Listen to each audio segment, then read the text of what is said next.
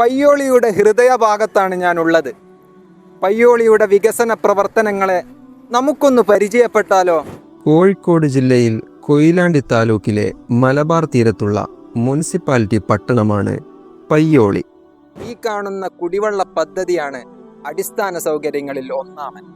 തച്ചംകുന്നിലെ 55 million ton കപ്പാസിറ്റിയുള്ള water ടാങ്കും Ayanikkad തീരദേശ water ടാങ്കും ജനങ്ങളുടെ ദാഹമകറ്റാൻ സജ്ജമാവുന്നു. ഗുണനിലവാര പുരസ്കാരങ്ങൾ ലഭിച്ച കെട്ടിടങ്ങളാണ് എൻ്റെ പുറകുവശത്ത് നിൽക്കുന്നത്.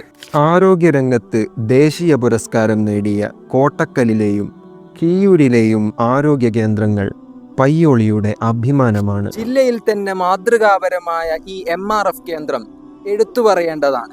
മാലിന്യമുക്ത പയ്യോളിക്കായി കോട്ടക്കൽ കടപ്പുറത്ത് സ്ഥാപിച്ച MRF കേന്ദ്രവും ഹരിതമിത്രം ആപ്പ് നടപ്പാക്കിയ ആദ്യ നഗരസഭയായി പയ്യോളി മാറിയതും വലിയൊരു നേട്ടമാണ്. ടൂറിസം പദ്ധതികളിലൂടെയും നൂതനമായ വികസന പ്രവർത്തനങ്ങളിലൂടെയും പയ്യോളി ഇന്ന് വികസിത നഗരസഭയായി മാറിക്കഴിഞ്ഞു. ഈ വികസന പ്രവർത്തനങ്ങൾ ഇതിനോടകം അവസാനിക്കുന്നില്ല, തുടരുന്നു.